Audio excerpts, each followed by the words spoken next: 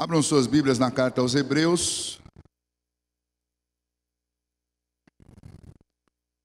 Nós vamos voltar a um texto que nós estudamos aqui, mas especialmente a um único versículo que eu quero usar nessa noite, para nós falarmos um pouquinho mais sobre família. Hebreus capítulo 11, apenas um versículo que eu quero ler com todos vocês, o versículo de número 7. Hebreus capítulo 11, versículo de número 7. Aqueles que acompanham os nossos vídeos pela internet, por favor, abra também a sua Bíblia, e o meu desejo é que Deus te abençoe através deste texto. Hebreus capítulo 11, versículo de número 7. Vamos ler todos juntos este versículo, este único versículo. Leiamos. Pela fé, Noé, divinamente instruído acerca de acontecimentos que ainda não se viam, e sendo temente a Deus, aparelhou uma arca para a salvação da sua casa, pela qual condenou o mundo e se tornou herdeiro da justiça que vem pela fé. Muito bem. Nossas famílias e nossas casas não estão em risco por causa de uma enchente iminente. Não temos esse problema. Apesar de que ontem choveu muito aqui em Assis. Muito, mas muito mesmo. Parecia que não ia parar mais de chover. Mas o Senhor fez uma promessa a esse mesmo Noé, a respeito do qual acabamos de ler, que ele jamais destruiria novamente essa terra com água. Então esse não é o nosso problema. Nossas famílias não estão em risco por causa de água. Nossas famílias estão em riscos por causa de problemas muito mais sutis do que uma grande tempestade. E a mensagem desta noite é uma mensagem objetiva para cada um de nós. Busque salvação para a sua casa. E aí você pergunta, pastor, por que eu preciso buscar salvação para a minha casa? Porque a sua casa está em risco. A sua família está em risco. A família de cada um de nós está em risco. O mundo sempre foi um lugar hostil e um lugar mau. E especialmente um lugar rebelado contra a família. A família, que é uma ideia de Deus, é um plano de Deus, é uma realização de Deus, sempre foi alvo de ataques violentos, de ataques terríveis, maldosos, de Satanás e dessa sociedade transviada, desde o início. Alguém já disse que a família é um pedacinho do céu, mas a realidade do nosso mundo mostra que em muitos casos, e tem pessoas que sofrem e são amarguradas por causa disso, em muitos casos, a família parece muito mais uma agência do inferno implantada aqui na terra. As famílias estão em risco. Estão em risco porque a verdade deixou de ser uma verdade absoluta e passou a ser a minha verdade, a sua verdade, a verdade deles. O relativismo moral é um risco para as nossas famílias. O individualismo é um risco para as nossas famílias. Nossas famílias estão em risco porque não há mais diálogo, não há mais comunicação na família. Nossas famílias estão em risco porque vivemos numa sociedade que sistematicamente trama o fim da família. E propõe novos modelos de família que são modelos absolutamente estéreis. Não são capazes de produzir absolutamente nada a não ser depressão, tristeza e principalmente condenação e condenação eterna. Nossas famílias estão em risco porque nós desaprendemos a amar. Nossas famílias estão em risco porque nós desaprendemos firmeza. Nossas famílias estão em risco porque em muitos casos nós desaprendemos o caminho para a salvação. Nossas famílias estão em risco porque nós abrimos dentro de nossas casas agências de disseminação de uma cultura transviada e pervertida em cada um dos cômodos das nossas casas. com televisão e com internet aberta à vontade para os nossos filhos. Nossas famílias estão em risco, porque nós amamos mais as coisas do nosso tempo do que a eternidade. E por conta disso, nós decidimos investir a maior parte do nosso tempo na busca por objetos, por coisas e por patrimônios e por algum tipo de conforto ou entretenimento nesse tempo. E por causa disso, as nossas famílias estão em risco. Nunca houve tanto divórcio na história da humanidade como existe hoje. As pessoas já casam pensando em divórcio. Pensando, se não der certo, a gente começa outra vez. Isso, por incrível que pareça, virou até conselho de pai para filho. Filho, você tenta. Mas se não der certo, não tem problema não, começa de novo. Nossas famílias estão em risco, porque ninguém ama mais tanto os seus filhos ao ponto de suportar e de lutar e não pular do barco. Nossas famílias estão em risco todos os dias, porque nós vivemos num mundo mau, num mundo caído, num mundo onde o que é certo é chamado de errado e o que é errado é chamado de certo. De Brasília à favela, o problema é sistematicamente o mesmo. Da nobreza à pobreza, o problema é o mesmo. Chamamos de certo aquilo que é errado e de errado aquilo que é certo. Noé viveu num tempo difícil. Quando nós lemos a história de Noé, ela está registrada em Gênesis, do capítulo 6 até o capítulo 9. O texto diz que Noé era um homem que andava com Deus, mas os seus contemporâneos estavam tão obstinadamente abandonados de Deus, ou distantes e rebelados contra Deus, que nenhum deles agradava a Deus e nem buscava a vontade de Deus. Havia um único homem na terra que andava com Deus, e o nome desse homem era Noé.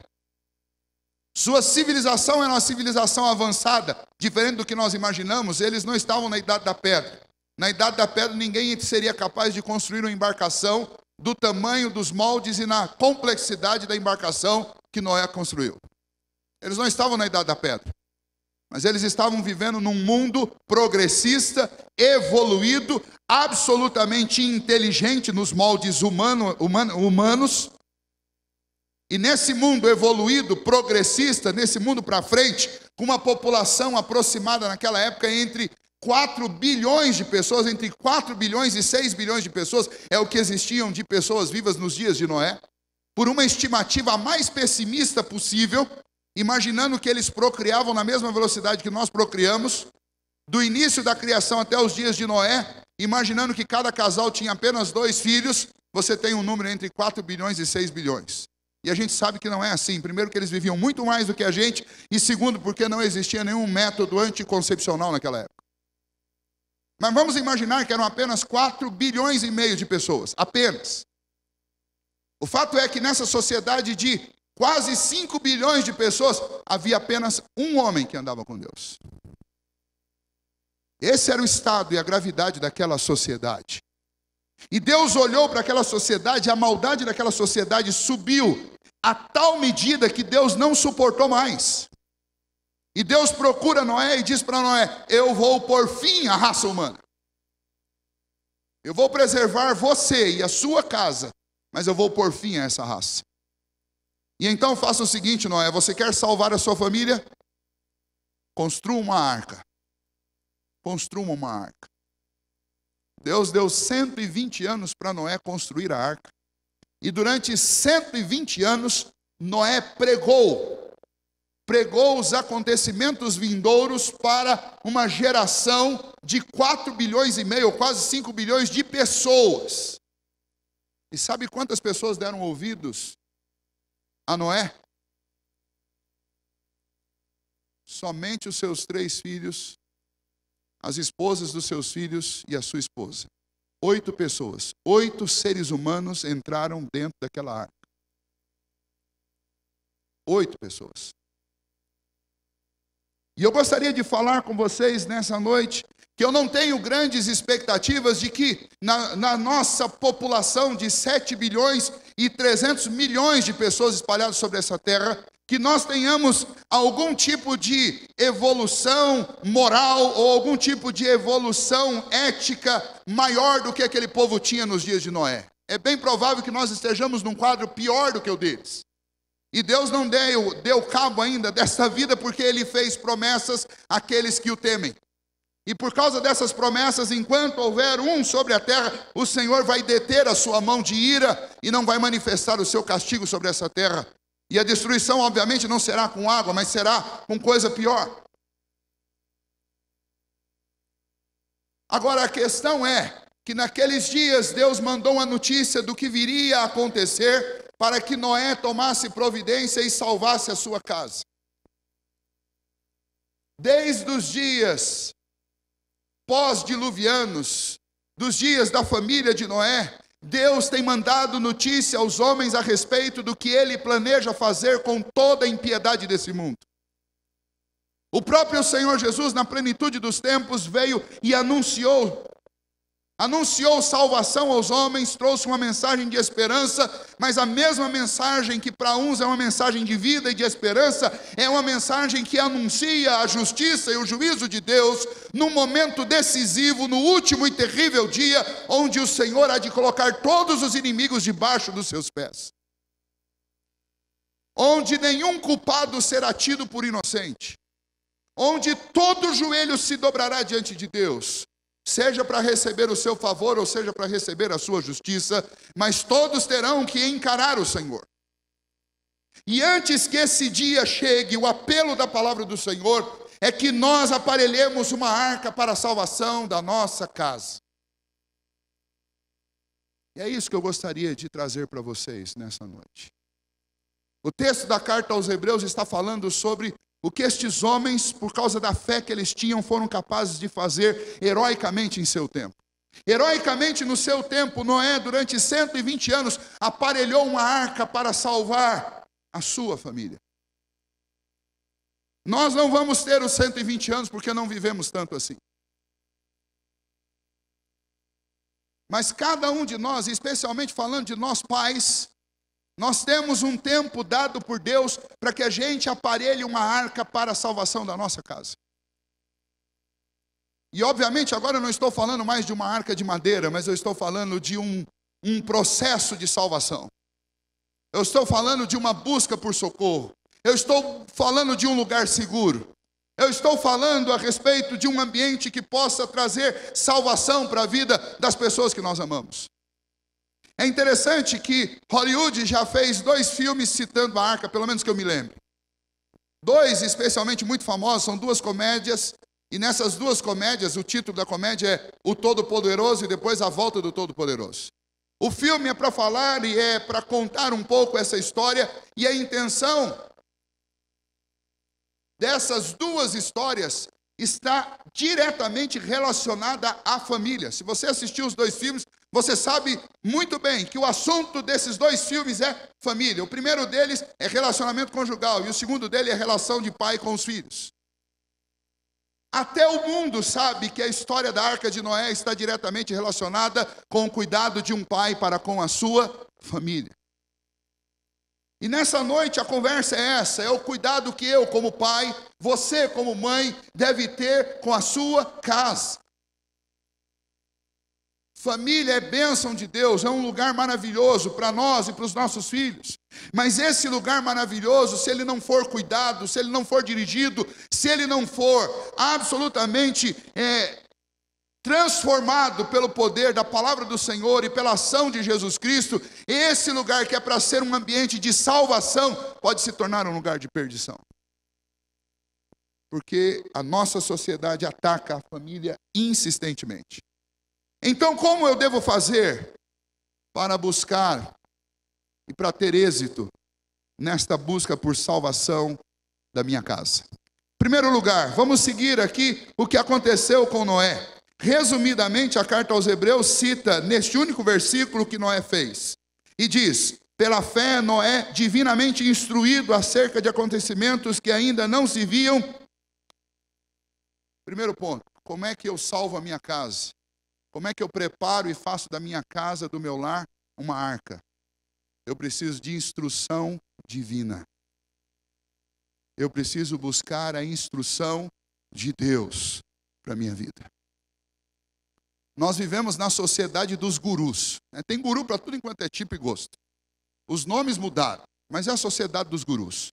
Tem guru pelo WhatsApp, tem guru pelo Facebook, tem guru que você contrata, tem guru para tudo.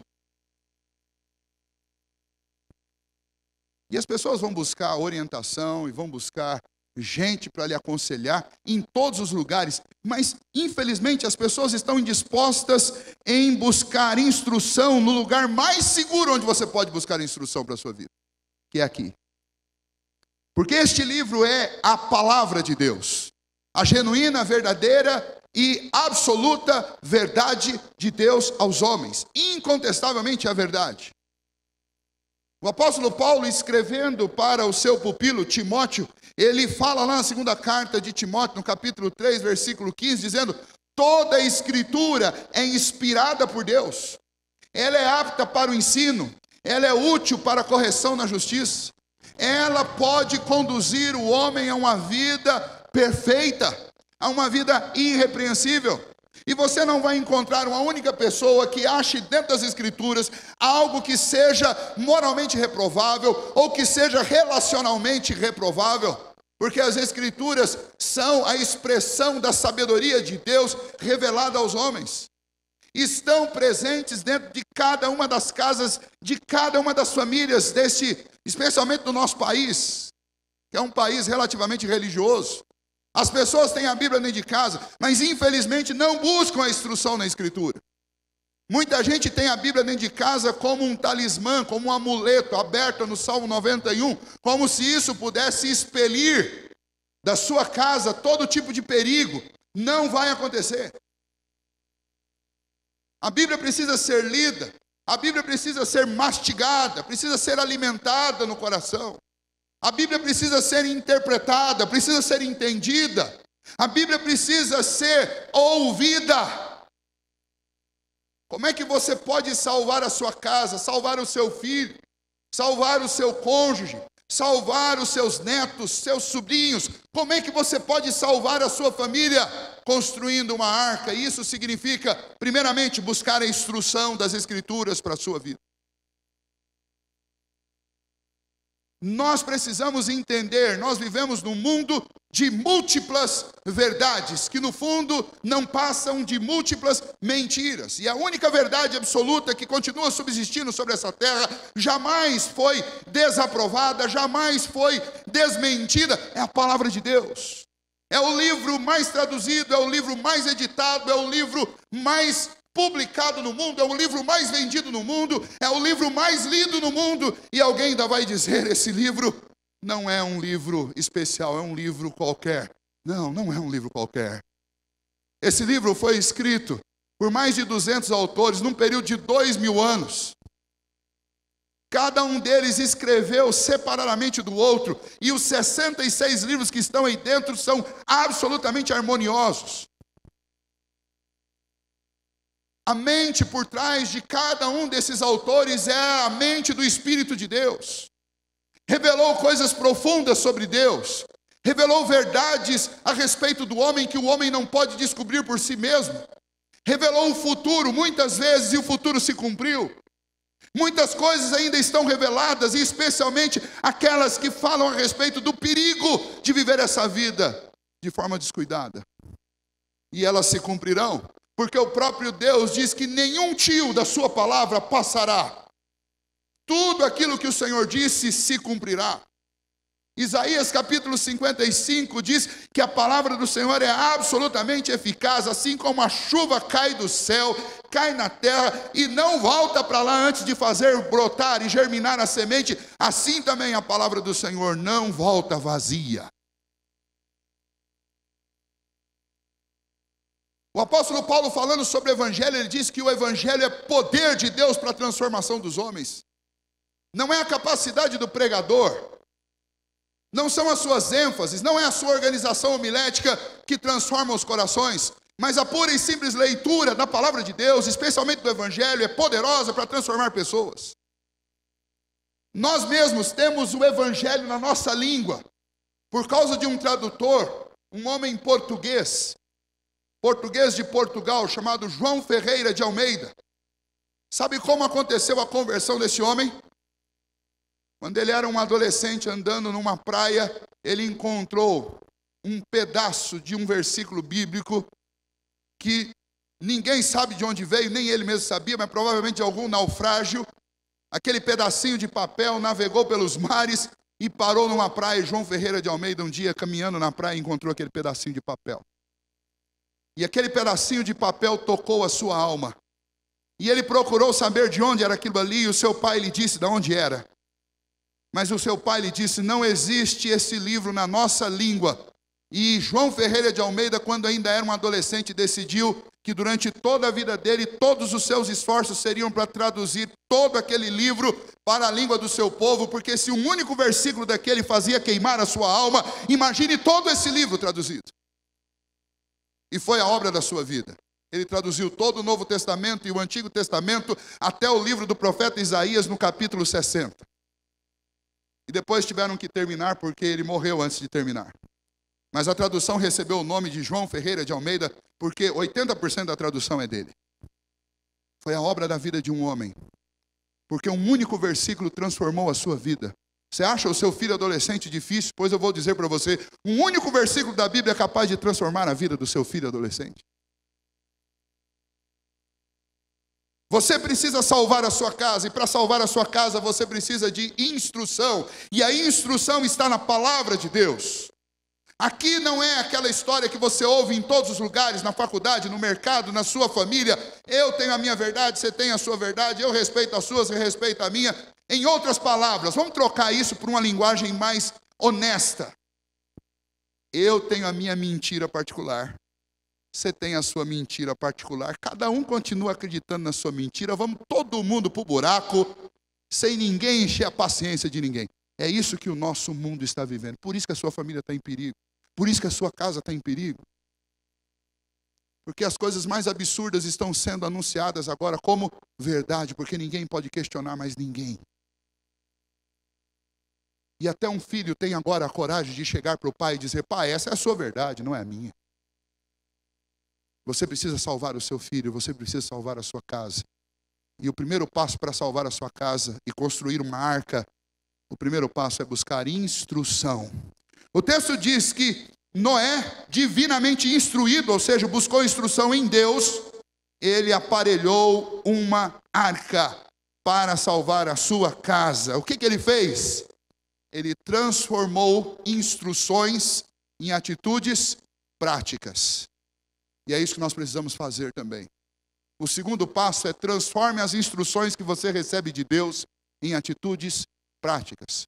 A epístola de Tiago, no capítulo 1, dá uma severa admoestação à igreja, a igreja de Tiago. Tiago, pastor da igreja, orienta aqueles irmãos dizendo o seguinte, não sejam apenas ouvintes da palavra, mas tornai-vos operosos praticantes. Porque não adianta você ser um teórico da fé. Você precisa conhecer a verdade e você precisa andar de acordo com a verdade. Tem muita gente que conhece a verdade, mas não se move para praticar a verdade. Vejam a situação de Noé. A situação de Noé é a seguinte. Ele ouviu a instrução de Deus de que Deus destruiria aquele mundo com água. Algo que para nós não pareceria estranho, porque nós estamos acostumados a ver telejornal mostrando tsunami, mas para eles nunca havia chovido. O mundo daquela época era diferente do nosso mundo. Não haviam esses continentes todos que nós temos. Havia apenas um único continente chamado de Pangeia. Não existia tanta água no firmamento como existe hoje. Havia muita água embaixo da terra. E todos os dias caía aquilo que os agrônomos dizem ser o melhor sistema de irrigação para todo tipo de lavoura. Todo dia caía um sereno pesado sobre a terra. Todos os dias. Não havia chuva, havia apenas um sereno pesado. E de repente aparece para as pessoas daquela época um louco dizendo, vai chover. O que é isso? Vai chover, vai cair tanta água do céu que vai inundar a terra. Isso nunca aconteceu. Imagine 5 bilhões de pessoas nunca viram uma chuva e tem um cara dizendo que vai chover. Você pode imaginar o que aconteceu nesses 120 anos em que Noé esteve construindo uma arca? Primeiro, construindo uma arca, provavelmente pela região geográfica desta moradia e destas famílias aí, certamente ele construiu uma arca num lugar seco. Já imaginou construir um navio aqui em Assis? Vamos levantar um navio aqui? Vamos fazer um navio? Parece ser ridículo. Assim como parece ser ridículo também um pai chegar e dizer: filho, nós vamos começar a fazer um culto em casa. Espera aí, pai, quer transformar a nossa casa numa igreja? Não, nós vamos começar a fazer um culto em casa. Nós vamos transformar a instrução em coisa prática. Nós não fomos criados para Deus. Nós não dependemos de Deus. Nós não precisamos de Deus. Nós devemos fazer tudo para a glória de Deus. Por que nós vamos esperar lá no domingo para glorificar a Deus? Por que não a gente orar aqui em casa? Por que não a gente cantar aqui em casa? Por que não a gente fazer um culto aqui em casa?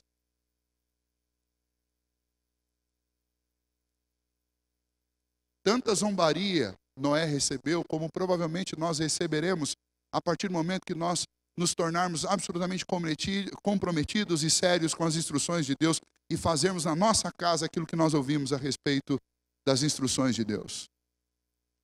A primeira igreja da nossa vida tem que ser a nossa casa. O primeiro ambiente de oração dos nossos filhos precisa ser o quarto deles. O primeiro lugar de discipulado da nossa vida tem que ser a sala da nossa casa. O lugar de transmitir instruções a respeito de Deus para os nossos filhos não é na igreja. Aqui a gente faz só a correção. O lugar de receber instrução a respeito de Deus é em casa. É construir a arca, é pegar o seu martelo, você é o pregador da sua casa. Especialmente meus irmãos homens, pais de família, nós somos os pastores da nossa casa. Nós somos os pregadores da nossa casa. Você precisa salvar a sua família, nós temos que salvar a nossa família. E para fazer isso, nós precisamos da instrução de Deus, mas nós precisamos colocar essa instrução em prática. E essa prática precisa acontecer dentro das nossas casas. Noé provavelmente chegou para a esposa dele e falou assim: ó, sabe aquela horta que você tem ali? Nós vamos tirar aquela horta dali, porque eu vou começar a colocar umas madeiras. Mas o que você vai fazer com madeira, Noé? Eu vou construir um barco. Barco? Barco para quê, homem? Porque Deus vai mandar chuva do céu, vai inundar isso tudo. Chuva? Que chuva? Imagina que o primeiro desafio de Noé foi convencer a família dele de que ia chover, de que tinha um dilúvio, de que eles precisavam ser salvos. É bem provável o primeiro desafio nosso dentro de casa é convencer a nossa família de que ela precisa de salvação. Mas nem por isso Noé esmoreceu. Durante 120 anos, ele não só convenceu a sua família, mas ele fez o que ele tinha que fazer. Vem uma inundação, eu preciso construir um barco para salvar a minha casa. Tem muita gente que procrastina atitudes que deveriam ser tomadas com urgência. Se a palavra de Deus diz, e isso é Novo Testamento, o Senhor diz: eis que venho sem demora. Na carta do apóstolo Paulo, a 1 Tessalonicenses, no capítulo 4, o apóstolo Paulo diz: eu não preciso falar para vocês a respeito do tempo, eu preciso apenas lembrá-los do seguinte: quando as pessoas andarem por aí dizendo paz e segurança, eis que o Senhor virá como ladrão da noite. Ninguém sabe o dia, ninguém sabe a hora, mas o Senhor virá e muita gente vai ser pega de surpresa. Meu querido irmão, minha querida irmã, salve a sua casa. Construa uma arca na sua casa. Não é uma arca de madeira, mas é uma arca de exemplos. É uma arca de prudência, é uma arca de prática. É viver uma vida praticando o evangelho, praticando as instruções, dando exemplo para os filhos, ensinando através de palavras, mas também através dos exemplos, ensinando a orar orando, ensinando a cantar cantando, ensinando a respeitar respeitando, ensinando a buscar a Deus buscando, ensinando a imitar a Cristo imitando. O apóstolo Paulo, ele dizia para os crentes do seu tempo: sejam meus imitadores como eu também sou de Cristo. Nós precisamos dizer dentro da nossa igreja, dentro da nossa casa: meu filho, me imite como eu imito a Cristo. Eu pergunto para vocês, meus irmãos pais, será que dá para a gente falar isso para os nossos filhos? Filho, seja um imitador de Cristo como o papai é. Será que dá para vocês, minhas queridas irmãs, dizerem para os seus filhos e para as suas filhas isso? Salve sua casa. Construa uma arca dentro da sua casa, uma arca de exemplo. E aí nós chegamos num ponto crucial, e você pode dizer assim, pastor, eu não dou conta, eu não sou Noé. Eu vou dizer para vocês, eu também não sou Noé. Eu queria muito ser, mas eu não sou. E foi exatamente para isso que Jesus veio. Jesus veio para nos ajudar a construir essa arca na nossa casa. Jesus veio e disse, vocês não conseguem ser um bom exemplo, mas eu sou um bom exemplo. Vocês não dão conta de salvar os filhos de vocês, mas eu salvo. Você não dá conta de salvar o seu pai e sua mãe, mas eu salvo.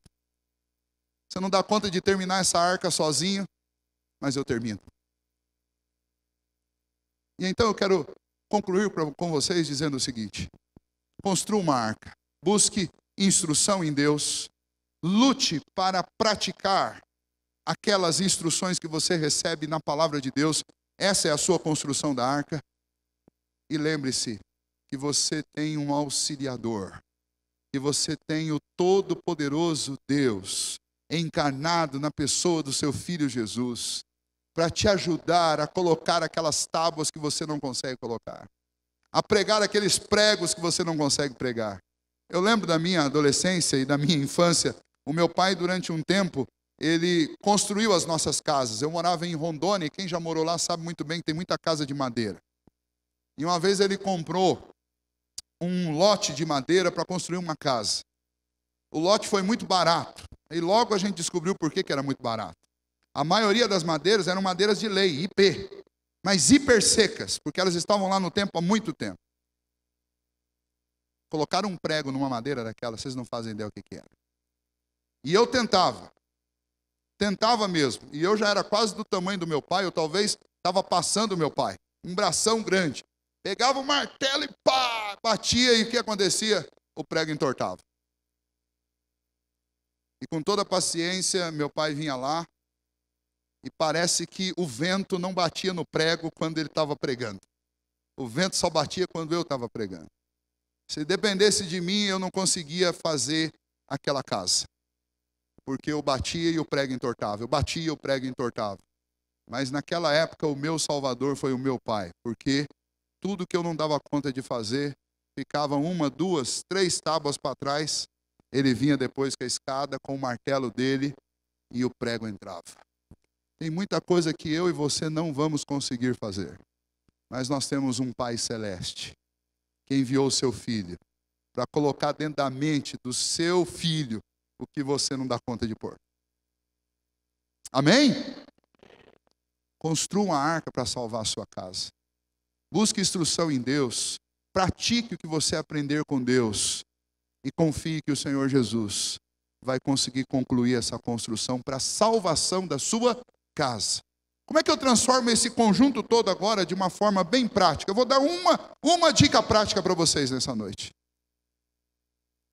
Se você já fez, volte a fazer. Se você nunca fez, quero desafiá-los nesta semana para nós começarmos isso. Culto doméstico. Pastor, o que seria uma arca de forma prática? Culto doméstico. Leitura da Bíblia, instrução. Oração, conversa, tempo com a família, prática. Ali no tempo com a família juntos, nós vamos trabalhar esses assuntos. Seu filho vai te perguntar sobre coisas espirituais. E você vai responder. Se você não souber, você vai dizer para ele: filho, papai vai se preparar durante essa semana. Semana que vem eu vou responder para você. A mãe fica responsável pelos hinos. Eu olhei para a Kelly aqui e lembrei. A mãe fica responsável pelos hinos.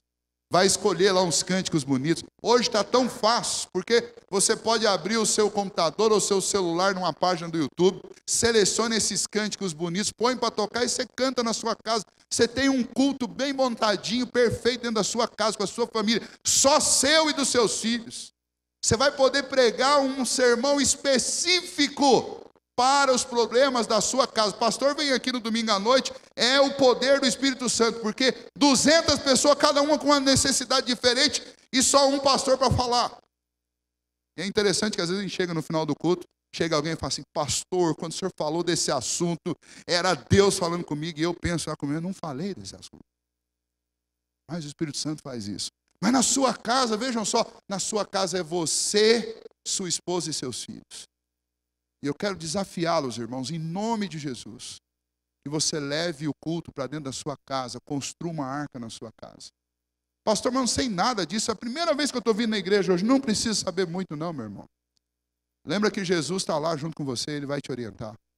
Mas se você tiver uma Bíblia na sua casa, lembra da história de João Ferreira de Almeida, você não precisa saber explicar, abra a Bíblia e leia.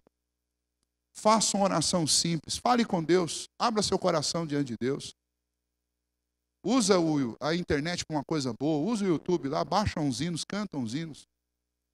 Coisa de meia hora, 45 minutos, 1 hora se você quiser, faz o culto na sua casa. Construa uma arca na sua casa e salve a sua família. Essa é a mensagem que eu quero deixar para vocês nesse domingo que nós chamamos de Domingo da Família. A mensagem é: salve a sua família, salve a sua casa. Nós temos um grande desafio na nossa vida, que é o desafio de agradar a Deus. E de buscar em Deus, com confiança nele, o consolo, o socorro e a salvação para as nossas vidas. E você não pode abrir mão disso. Existem filhos difíceis? Sim. Existe marido difícil? Sim. Existe esposo difícil? Sim. Mas a família é uma bênção de Deus. Não existe melhor lugar para se estar do que na família. Família é um negócio lindo, um negócio maravilhoso, um negócio doce. É do céu. Tem um dos comentaristas bíblicos que comenta esse texto aí, que ele diz o seguinte: a família é um êxtase do céu que a queda não conseguiu acabar. É um lugar de felicidade. Salomão dizia: olha, não há nada melhor para o homem do que regozijar-se com a sua família. É bênção de Deus. Então invista na sua família. Nós estamos num tempo em que, nós estamos talvez na época em que mais se perde tempo sobre essa terra. Quem já fez sabe muito bem, se você começar a passar a linha do tempo do Facebook, sentado numa cadeira, no sofá ou no banheiro, esse negócio não tem, se alguém não te tirar dali, você fica aprisionado num loop temporal e passam 2, 3 horas, você nem percebe. E talvez o que o seu filho precisa de você é apenas 20 minutos de atenção. 20 minutinhos, você vai poder instruí-lo para o dia inteiro. A gente não pode perder esse tempo. Tem muita gente achando que salvar a família é ganhar dinheiro. Eu vou te falar o que os seus filhos não instruídos por Deus vão fazer com o dinheiro depois de você morrer. Eles vão acabar com o dinheiro em menos de 1 ano. E se brincar, ainda vão brigar por causa desse dinheiro ainda. Garantir futuro de filho não é juntar dinheiro. Garantir futuro de filho é construir uma arca. Porque, de fato, o grande futuro com o qual nós devemos nos preocupar não é com esse aqui, mas é com a eternidade. Que Deus te abençoe, que Deus te ajude.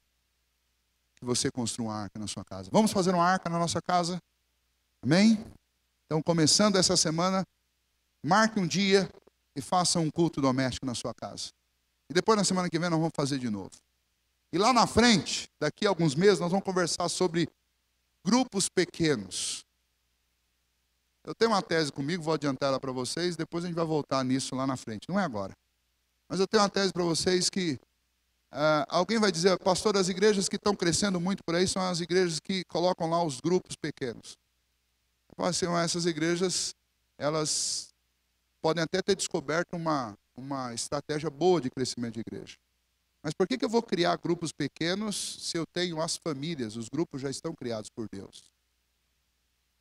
O que eu estou precisando fazer é voltar a ter o culto na família. E daí no culto da sua família você começa a convidar os seus amigos, parentes, visitantes. Está aí os grupos pequenos. Não preciso formar uma liderança específica para liderar grupo pequeno. Eu já tenho cada um de vocês, meus irmãos, chefes de família. Quem lidera uma família é capaz de liderar um grupo. E o grupo é a sua família. São os seus parentes que precisam ser evangelizados. São os nossos vizinhos que precisam ser evangelizados. E ninguém precisa sair da sua casa e atravessar de um lado do outro da cidade para ir para um grupo pequeno de culto. Faça o culto na sua casa. E convide seus parentes e convide seus vizinhos. Está aí a igreja lá no seu bairro. Você é a igreja no seu bairro. Você é a igreja da sua família. Aqui no domingo, como eu disse para vocês, é só para a gente reabastecer as baterias, corrigir rota e caminhar. Mas eu preciso ter uma arca na minha casa. E os meus vizinhos vão saber disso. Quando eles ouvirem os meus filhos cantando lá pela janela, eles vão saber que tem uma arca perto deles. Amém? Vamos ficar em pé.